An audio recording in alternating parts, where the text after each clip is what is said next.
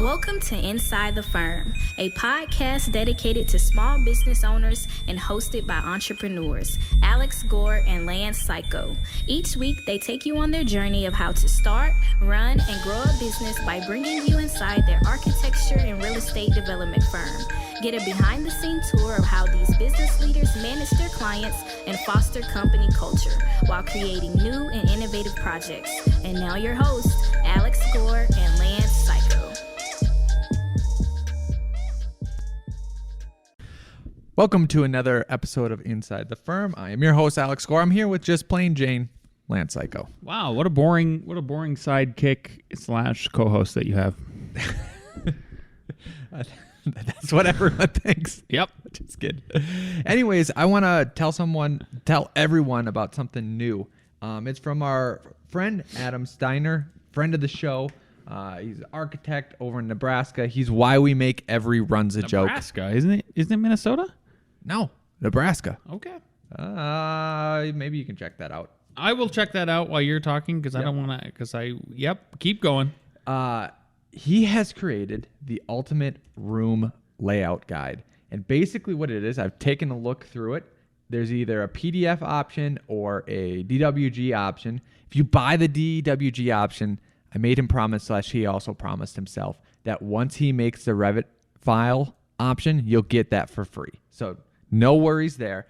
And essentially, it's a leg up in knowing how to design bathrooms, bedrooms, closets, kitchens. And what I like the most about it is that it has little notes like, hey, this half wall, I found putting this half wall makes it for this bathroom more flexible because of XYZ. The spacing in the kitchen should be this. If you get over this, it's too much spacing. So there's a whole lot of nuances in there that I found helpful, that my whole firm found helpful. Like literally our whole firm was taking a look at it, looking through it, and absolutely just loves it. So go to roomlayoutguide.com, roomlayoutguide.com. Put in the coupon code, capital ITF for Inside the Firm, ITF, and you get 10% off. So we are both way off. He is out of Valparaiso, Indiana. His company is called Burnham Design Company. We are so sorry, Adam.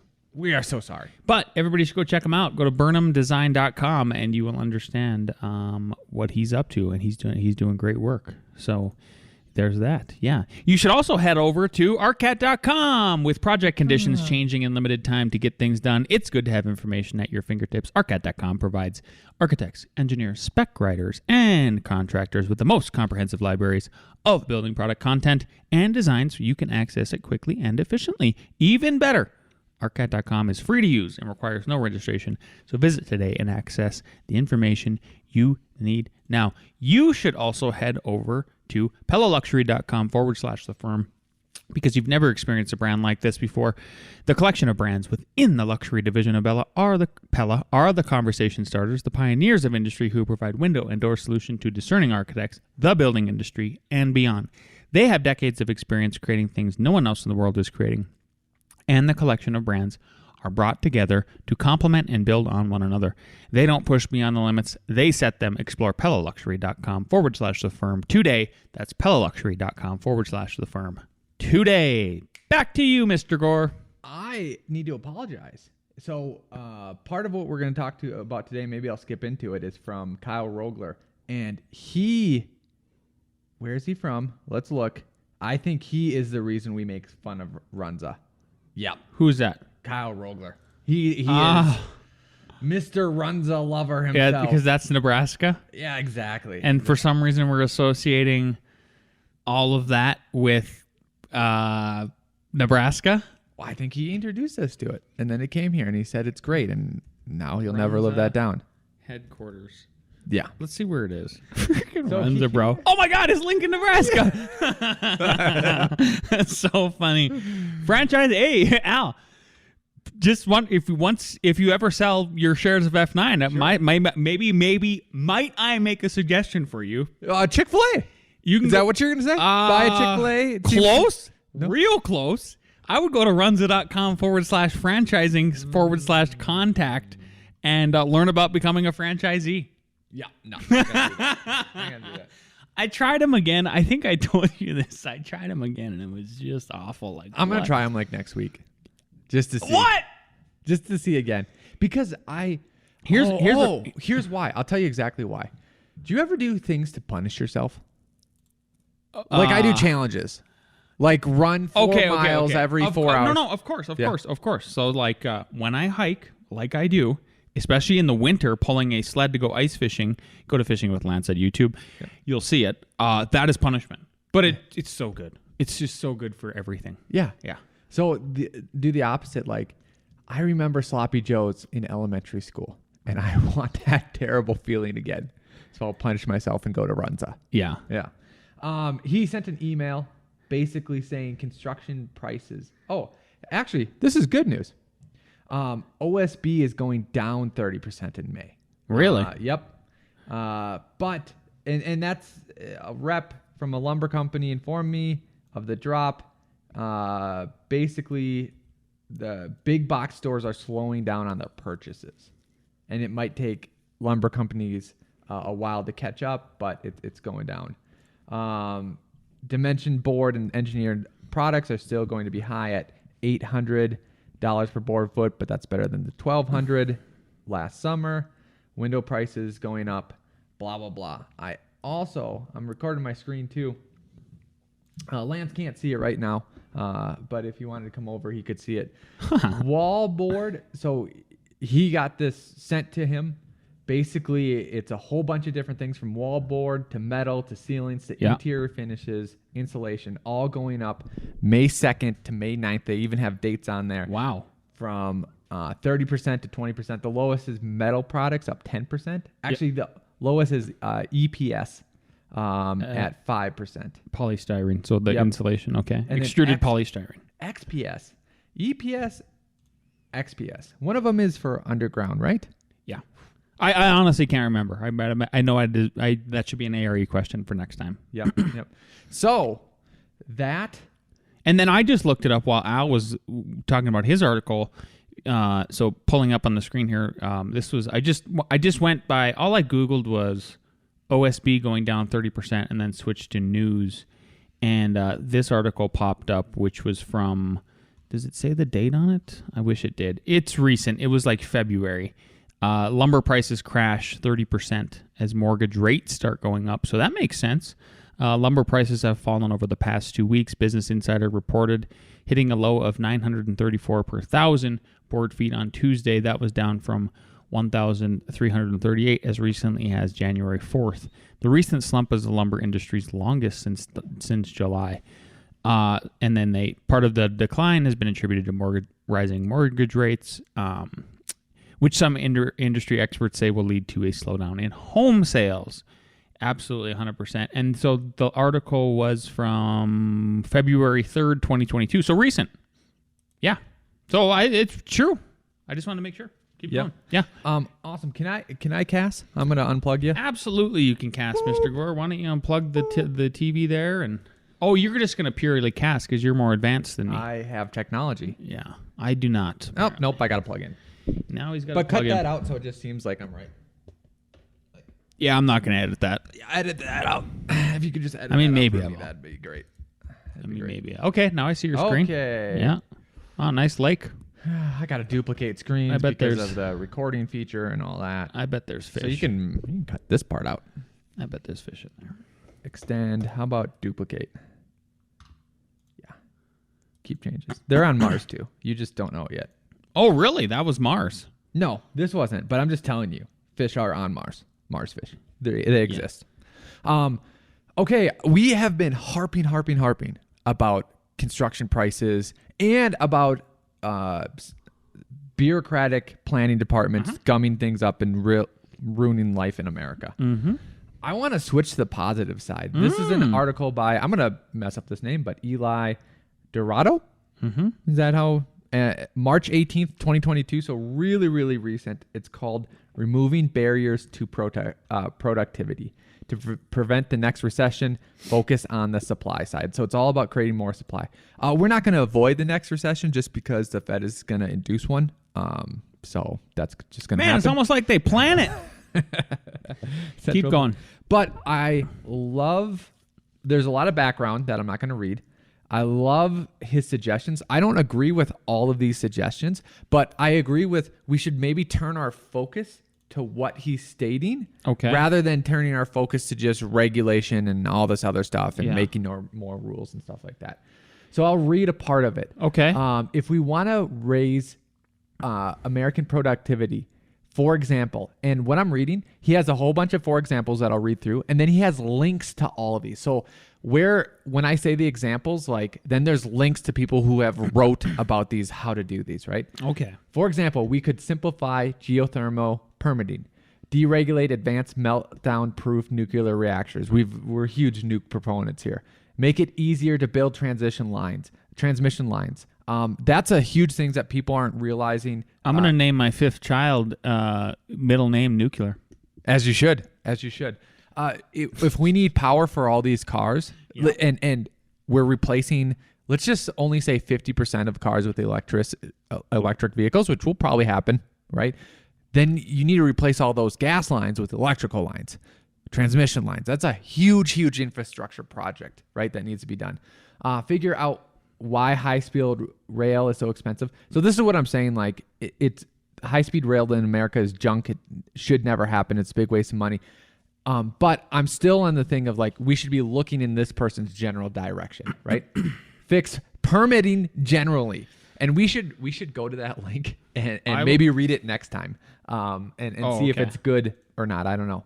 Abolish the Jones Act. Don't know what that is. Automate our ports. Sure. Allow drones to operate autonomously. Legalize supersonic flight over land. Reduce occupational licensing requirements. Train more medical workers. Build more hospitals. Revamp our public response institutions. Simplify drug approvals.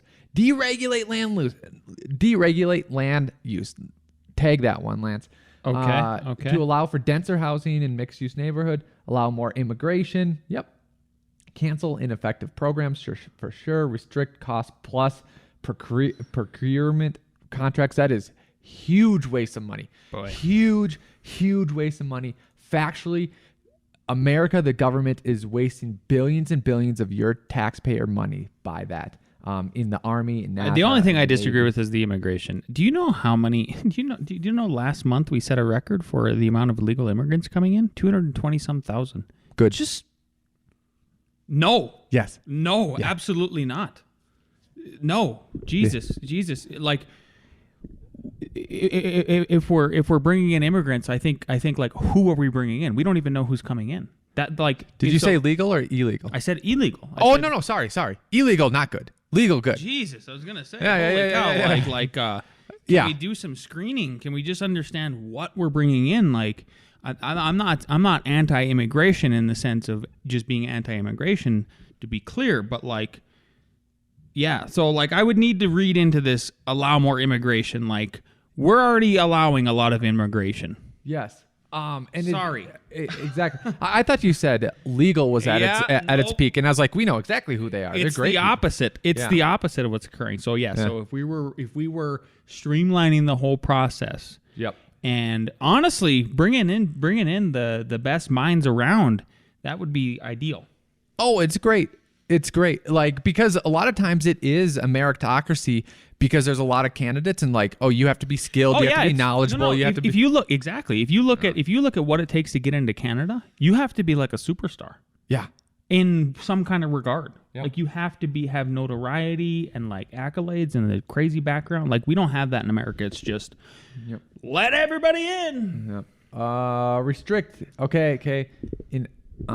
End appropriation based on job creation. Yep. Avoid political direction of scientific research and instill urgency in grant making. I think the government should spend a whole lot less money. So like, I would just cut all those. But anyways, the thing is, there is a lot of things we can do for streamlining and things like that. And I think it should be a topic of conversation, sir. Okay. Yeah. Good deal. Yep. I liked everything he said except the immigration, just because I would want to know, if I just click on that link real quick. I think that's just common sense stuff. Like, we got to streamline. 1 billion Americans is what it's called. The Case for Thinking Bigger. It's just a link to a book. Yeah, I have that book. Oh, it's the most challenging crisis in living. I'm just it's a national bestseller apparently. If the most challenging crisis in living memory has shown us anything, it's that America has lost the will and the means to lead. We can't compete with the huge population clusters of the global marketplace by keeping our population static. Is actually declining. Elon Musk talks about this, or letting it diminish, which he talks about, because we have this myth that there's too many, the Earth can't handle it, etc. Or with our crumbling transit and unaffordable housing. The winner in the future world is going to have more ideas, more ambition, more utilization of resources, more people. I don't disagree. Yeah, exactly. Interesting. Yep. Okay. So another topic, our transition. How can you grow from someone leaving your company? Oh, yeah. Well, you really skipped past that, didn't you? But now you're coming back. That's all right. I did, because I forgot I needed the Runza shout out. I messed that up.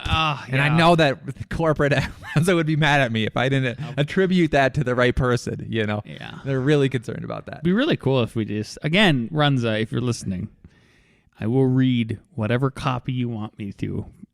You just got to pay me. It is not a problem to sponsor this podcast. I will interject my thoughts throughout the copy reading. Duncan Trussell.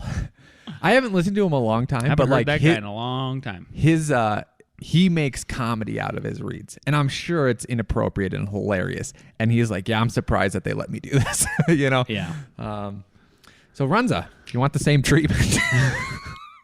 Come back. Hey, yeah. Look, Runza, the thing about it is that people will be so curious about your food based on me and Al, especially Al's talk about it, that I just think it's going to drive traffic, even if it's for the wrong reason. Yeah, and then they'll like it, and we won't judge them as people for that. Yeah. And then they'll eat more of it. Yeah. How can you grow from someone leaving your company? So here's a couple example of exit questions that we had. And it led to some insight, and we thought it was good, right? So question number 1, what did you like best or least about your job? And that's sometimes hard. And at first, the least, they couldn't come up with something. And the best was just the people and the culture and stuff like that. But then finally it came out what they like least. And it was, sometimes they felt like they would get red lines and revisions and go one direction, and then get red lines and revisions, or just direction and go another direction. It made them feel like they weren't doing it right. Mm-hmm. And Lance and I talked about that, and no one likes that. And we go, okay, what's the solution for that? And the solution is actually pretty simple. It's like, if someone's leading a newer person on a project, you have to keep them being the one giving them feedback, giving them direction, and all of that stuff. And it goes back, I told Lance this story. I wanted him to review one of my projects like 4 or 5 years ago, something like that. And he's like, you don't want me to do it because it will probably go in a total different direction than the way that you're heading. And I was like, you are right. You know, like it actually wasn't worth it. And it makes a whole bunch of sense. And just know that the reason I'm saying this is because junior staff often do float between different managers, and that's fine. Yep. It's just don't have the different managers float between different projects. Yeah. That makes sense. It does make sense. Here's the one thing I want to interject with regarding the whole, never felt like I was doing, what did you say? That I never felt like I was doing the right thing? Yeah. Or doing a good job, something like that. Yep. You were out of the office yesterday teaching, and I brought this up to 3 other staff members. Yeah.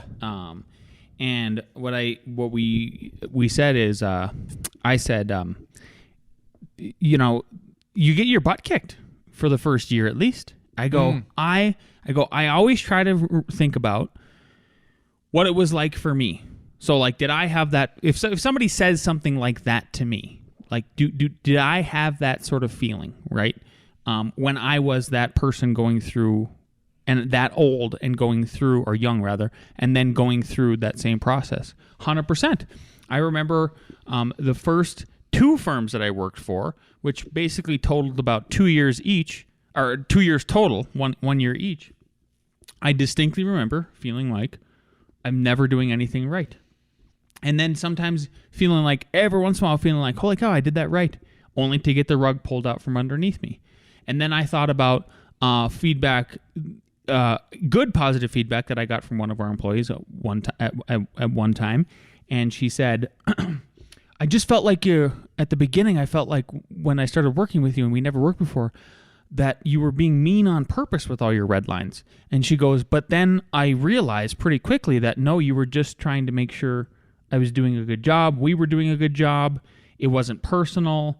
Because then I got because I was getting the same kind of red lines, not just from you, from like Gresh or Ross or whatever. So, so the feedback upstairs was, oh yeah, like I think that, what they mostly said, and kind of the conclusion was at the end is like, it's just, if you can take it, because it doesn't stop with just internal red lines, internal feedback. It's like the clients are going to kick your butt. The city's going to kick your butt. Man. The engineers are going to kick your butt. Like this profession is not for weak people. I just don't think it is. You think back to when you were in college too. You got your butts kicked by the professors. Like, where is this? This never stops. And now think about, so then I thought about it even now, like, what do Al and I get our butts kicked by now? Clients. Like, not all the time, but I just mean every once in a while there'll be this disgruntled client. You've heard about us talk about it, like how to, then maybe you end up firing them or they fire you and all of that stuff. Like, trying to provide high quality customer service.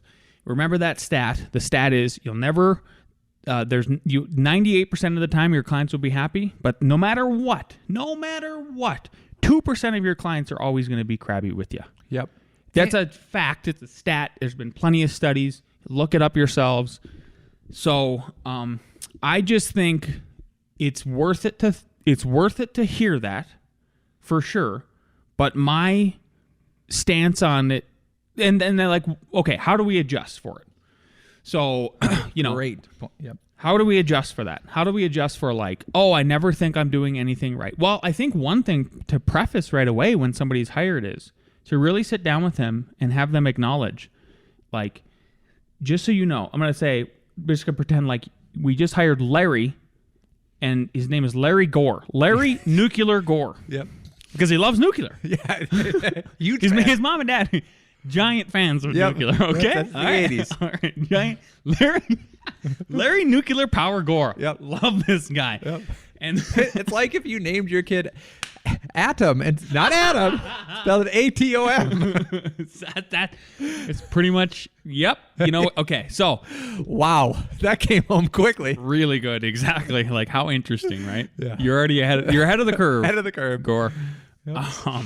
So I think it's sitting down with that person you just hired and you say, this is what I'm going to do, and we're going to do it next time. We're going to say, this will be one of the hardest years of your professional life. I guarantee it. Yep. And so when you receive comments from us, comments from the clients, comments from the city, know that none of it is personal. This is all a very steep learning curve for this first year for us to, everybody involved in this firm, to collectively help mold you into a professional. The red lines will get less and less. Yep. You got to just stick through it. And then know that after that first year, does it get a little bit easier? A little bit. But then there's other stuff you're going to tackle. So like, just because we're out of the school setting now, where you're you got your butts kicked in every single critique. I mean, every time you presented a project, even if you won the freaking thesis award like me, or the best student ever / Al, like, you're gonna get comments back. These opinions are just all over the place with like, that's society. Yep. It is what it is. I think prefacing and lowering the expectations is super critical for the whole process. So that's my big takeaway. So we have to institutionalize it, and this is what I mean by that. Is they come, I think the first thing that they should do is literally this isn't a plug, but it is a plug. They literally go through RevitRocketShip.com. Everyone goes through Revit Rocket Ship the first 2 or 3 days.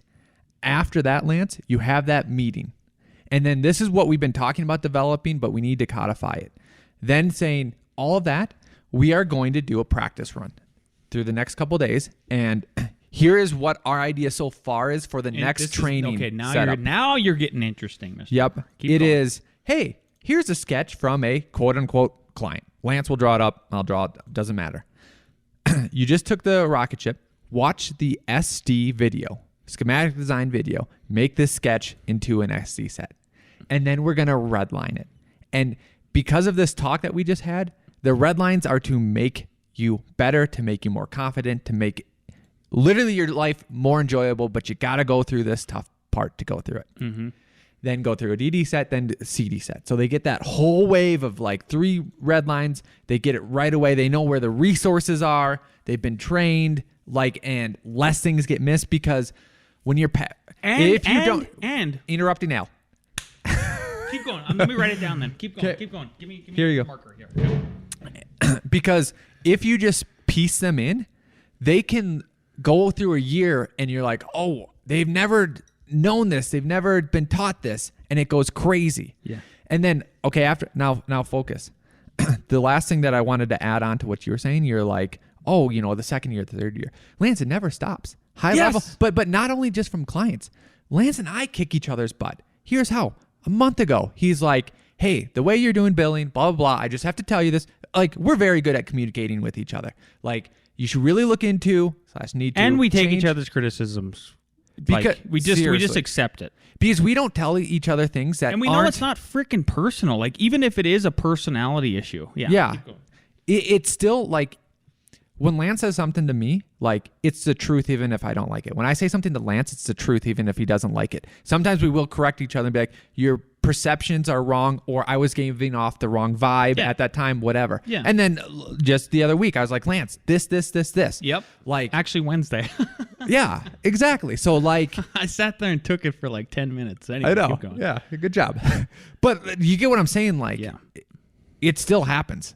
Yes. It still happens. Exactly. So and honestly, it's only like everything is to make you better or to make me better or to make the firm better.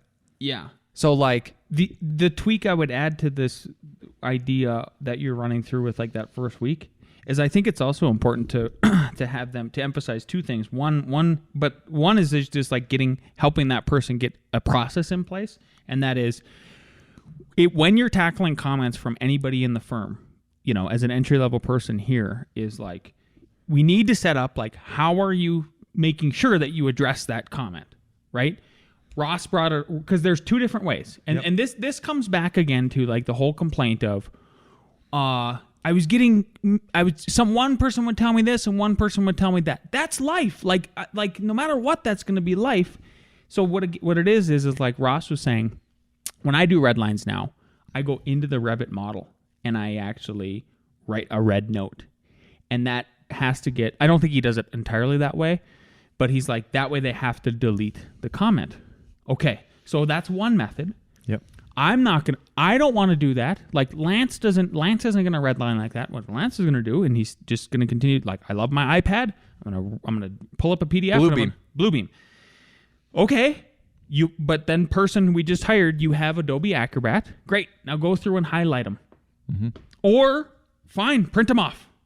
Like, if you need to do the paper, we can recycle the paper and highlight it. But like some kind of method because and then explain to that person, because what we're going to do is you're going to address all those red lines.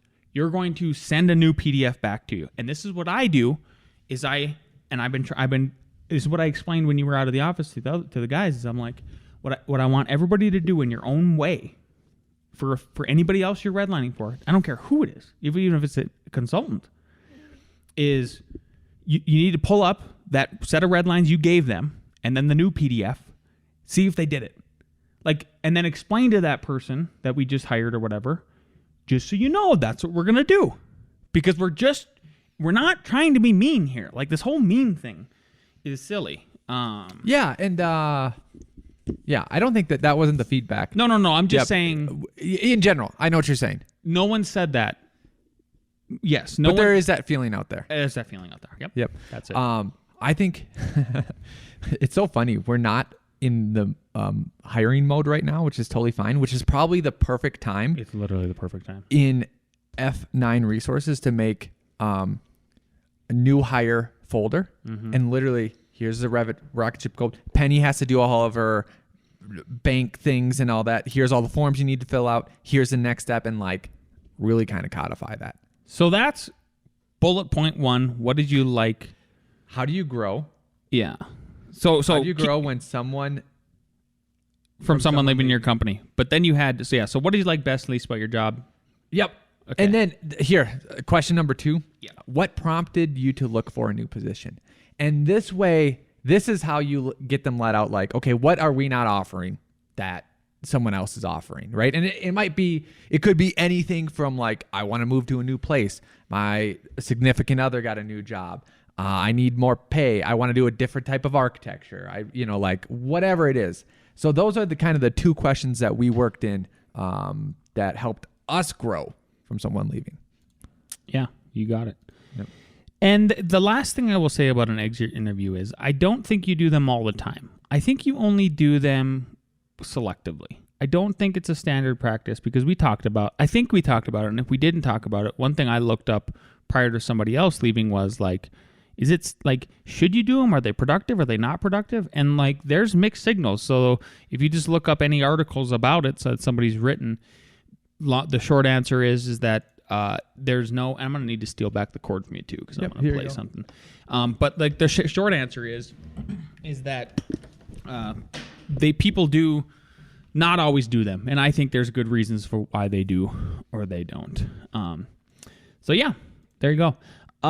Okay. The next thing I wanted to bring up here was, again, so new segment, Your Shot of Monday Morning Coffee. This episode, little preview, is going to air on May 9th, 2022. It is going to be titled Monday Morning Coffee with Michelle Seiler Tucker. That's the second time I've had her on the show. And she has her previous book called Exit Rich is now going to be an audio book form. Alex and I are going to read it. Yes. I'm going to reread it. And then Al is going to read it for the first time, but there's read it? You skimmed through it. I skimmed it. Yeah, there we go. I did what my wife does: skim through books. She says you read them. I'm like, he skimmed that, and she goes, "Yeah, I did." So when she complimented my book, she skimmed through it. That one I actually watched her read, but that was because she literally could watch it or read through it in like an hour. Yeah. I watched her do it on my couch. 3 hours. My old. So house. then she skimmed through it. Got it. Yeah, so Michelle Seiler Tucker is the founder and CEO of Seiler Tucker Incorporated and the author of Exit Rich. And I've got a little Monday morning shot here. I was going to play for everybody and see what Al has to say about it. Mm-hmm. And then the things that you have to operate your business, like marketing is number 1. You don't cut marketing when you're going through a pandemic or you're going through a crisis or you're going through a recession or something like that, because you got it. Now you can evaluate your marketing, assess your marketing, and see what's working, see what's not working. Throw out the things that are not working. If you're doing Facebook ads and it's not really producing anything, throw those out. If Google works better for you, or LinkedIn strategies work better, figure out what's working, figure out what's not working, and double down on what is working. So I told a lot of my clients, e-commerce clients, SaaS companies, manufacturing companies, etc., to double down on some of the marketing strategies that were really proven to be successful for them. Okay, I pulled that up specifically because you and I had a exchange via email about marketing. Yes.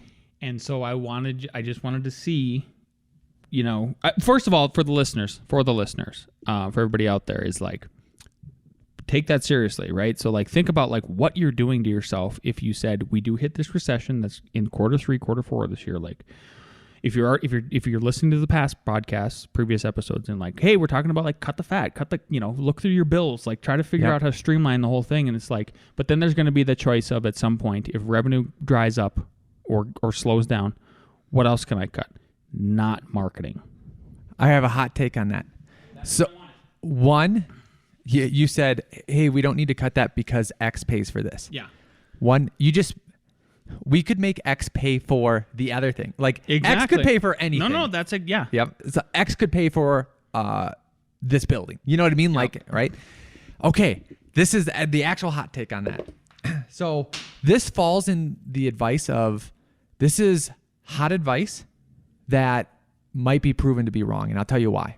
Okay. Couple of reasons. Have you ever heard like charge what you're worth, not what it costs. Yes. Right. And have you ever heard the example of some factory was broken down and no one could fix it, and they call this guy and he comes and he tightens one screw and the factory's now working, and then they got a bill for $10,000. Yeah. Right. It's kind of like the Nike logo. Right? Yep. Yeah. Yep. Exactly. Right. And they're like, why is this bill for this? And he's like, well, because this is the value of me doing it. And then they paid it, like, this is what you should do, right? Then you read more books and you see how that plays out in reality. And this actually happened to Southwest, where they needed a regulatory assistant to get through because, planes do all this.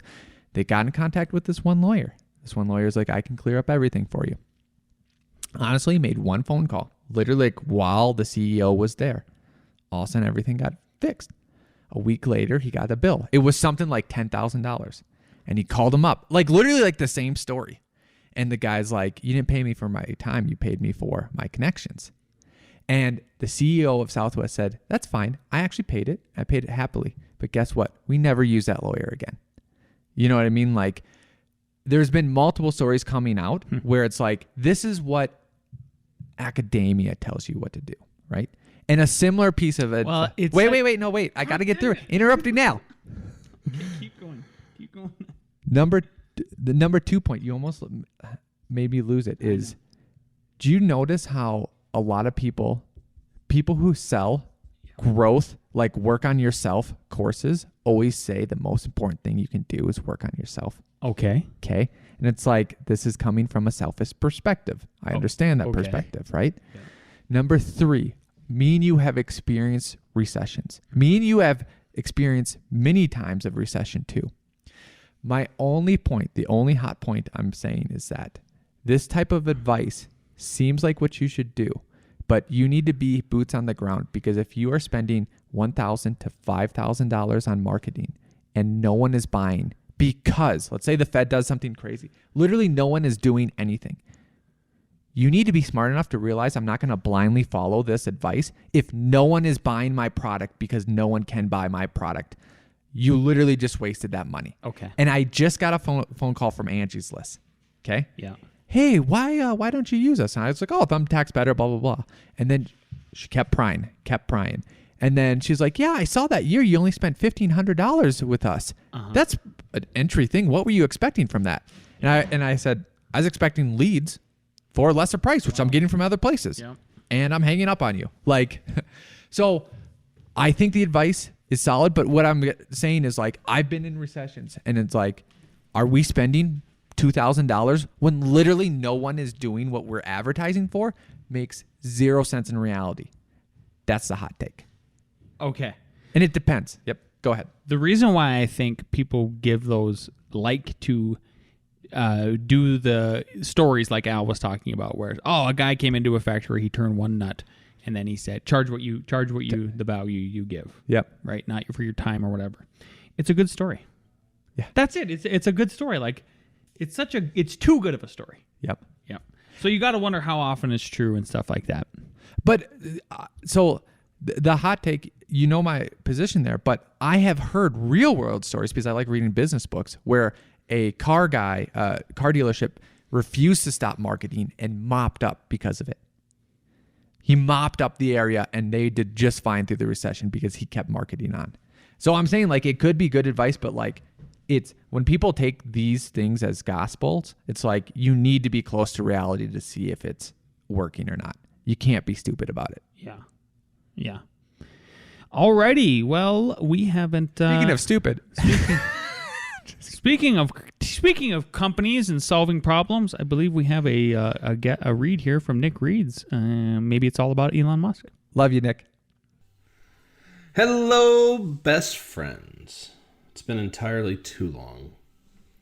Hope you had a great week this week. Some randomness and thoughts. Some people don't like change, but you need to embrace change if the alternative is disaster. Government isn't that good at rapid advancement of technology. It tends to be better at funding basic research. To have things take off, you've got to have commercial companies do it. And If you're entering anything where there's an existing marketplace against large entrenched competitors, then your product or service needs to be much, much better than theirs. It can't be a little bit better, because then put yourself in the shoes of the consumer. You're always going to buy the trusted brand, unless there's a big difference. Elon Musk. So racist. Toodles! Hilarious. Elon Musk has so many poignant, like, smart things. It's obviously crazy because he's created multiple billion-dollar businesses with SpaceX, Twitter, the Boring Company, like all that. So good for him. Yeah. I mean, maybe if you're he's not own following Twitter. Elon on Twitter, I honestly don't know what you're doing with your life. Like, I get if you don't want to be on Twitter, but yeah, I mean, to speak to that. Oh, there you go. Is it go scroll up? Yeah. One through that down. Pomp. Elon Musk is a goat. Tesla, SpaceX, PayPal, which he sold. These are all companies. I'm sure. Oh, Lance isn't recording. That's fine. Yeah, No, you are. I'm recording. Yeah. Go Yep, ahead. the Boring Company, Solar City, Neuralink. There you go. Yeah. Yeah. He's smart. But what I was trying to actually get to a tweet here that we really liked, right? And Al and I were talking about this morning. I even liked it. Look at that. If our Twitter bid, so this was yesterday, he tweets, if our Twitter bid succeeds, we will defeat the spam bots or die trying. Love that. And authenticate all real humans. So good luck in your bid to take over Twitter. It's going to be messy, man. It's not going to be pretty, but I think it's 100% necessary. What do we got next? Let's bring down the team for A.R.E. Jeopardy.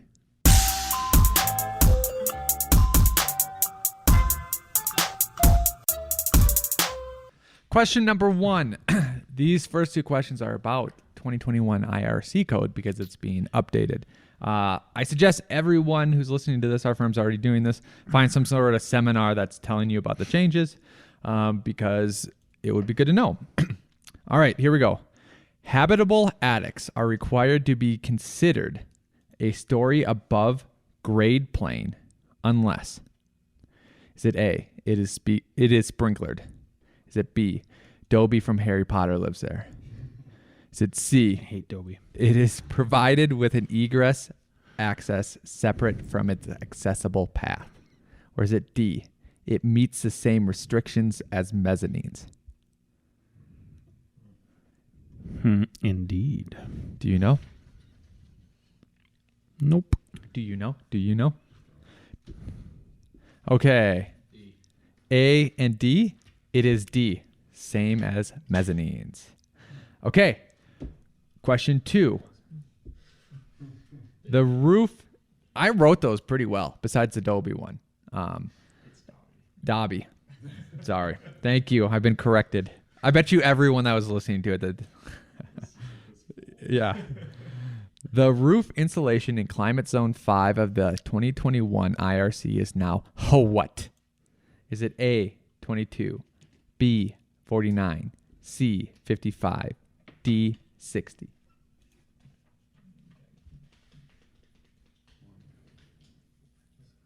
Without exceptions? No exceptions. All right, hold them. D and C, it is D, 60. Yes. That's fair. Good. An architect receives plan check comments from the building department. The comments indicate a discrepancy between the mechanical and electrical drawings regarding wiring and connections for the shutoff switches of the rooftop HVAC equipment. Which of the following actions should the architect take to address the plan check comments? A. Obtain owner's approval to revise the drawings and notify the mechanical and electrical consultants of the changes. B. Discuss possible remedies with the plan checker and have the design team make the corrections as they discussed. C. Forward the comments to mechanical and electrical consultants for corrections and review the revised documents. D. Meet with the design team to discuss the comments and meet with the owner to have the proposed plan revisions signed. Do we need the repeat? Yeah, very tough, right? Terrible question. Hey, it's an A.R.E. question. Say it again. The question itself? Okay, so an architect receives plan check comments from the building department. The comments indicate a discrepancy between the mechanical electrical drawings regarding wiring and connections for the shutoff switches of the rooftop HVAC equipment. Which of the following actions should the architect take to address the plan check comments? A. Obtain the owner's approval to revise the drawings and notify the mechanical and electrical consultants of the changes. B. Discuss possible remedies with the plan checker and have the design team make the corrections as discussed. C. Forward the comments to the mechanical and electrical consultants for corrections and review the revised documents. D. Meet with the design team to discuss the comments and meet with the owner to have the proposed plan revisions signed. What is the answer? D, C. The correct answer is C. Yep. Easiest path. Yep. Electrical and mechanical, please fix this. And then revise them. And then I think you would probably talk to the owner if there's something discrepancy. So just trying to be linear. And yeah, don't bother the plan checker unless needed, because it sometimes is needed and you don't want to wear out their patience because they are a monopoly. And they don't want to, exactly, they're a monopoly and they do not want to take any liability, right? Okay, number 4. During the construction documents phase, the client asks that the primary rooftop chiller be relocated. How should the architect proceed regarding this request? A. Coordinate with the engineers, revise the design, and issue a construction change directive. B. Provide an additional service request, review design options with the engineers, and revise documents. C. Review the change with engineers, coordinate with the project manager, and issue a construction change directive. D. Provide an additional service request, prepare documents based on the client's request, and instruct engineers to revise documents. This is going to be a guess. You know, if you read it again, you're still going to be guessing. I can see your happiness, Gresh. We have B, B. Correct answer is B. Good job. Great job. What do we have? 3. All right, Okay, Jason. Where are we eating? Whoa, there we go. Who knew? All right. If you like this episode, please share with a colleague, especially your mother. If you are watching on YouTube, leave us a comment, like that episode, and subscribe. We'll see you next week.